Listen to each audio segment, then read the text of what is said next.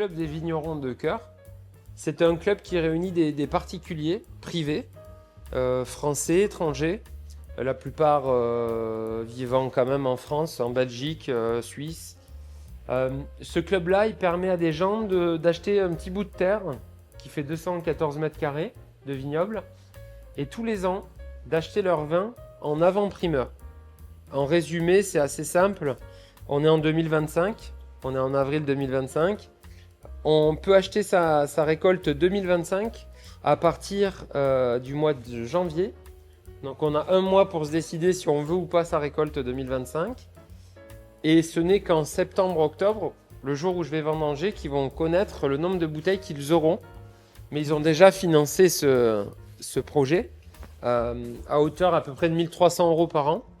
Donc ce qui leur fait des bouteilles sorties de cave à 12-13 € TTC, ce qui est à peu près 40% du prix final, quoi. Donc c'est très avantageux. Par contre, c'est des consommateurs de vin. Ils sont un peu plus consommateurs que la moyenne des Français. Je crois que les Français consomment 38 litres ou 38 bouteilles par an par habitant.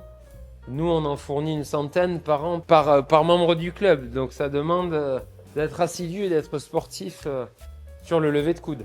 Voilà. Et ce qu'on voit surtout, c'est des gens motivés par la démarche c'est un peu du crowdfunding en fait, hein. Sauf que c'est quelque chose qui existe depuis 31 ans. Donc c'est fabuleux d'avoir pensé à cette manière de faire. Et nous, ça nous apporte un soutien économique assez fort puisque tous les ans, on vend à peu près 40 à 50 000 bouteilles en pré-vente. C'est quand même important, quoi. Sur 150 000 à peu près. Donc c'est un tiers de notre production qui est prévendue de cette manière-là.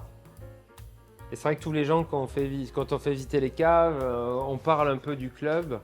Et quand on leur parle du club, comment je peux acquérir une parcelle, on leur dit écoutez, désolé, là maintenant c'est sur liste. Mais cela dit, il y en a encore qui rentrent, hein. Il y en a 5 qui sont rentrés il y a quelques jours. Il y a des gens qui sortent, qui ne souhaitent plus acheter de vin, qui sont moins consommateurs, qui sont âgés.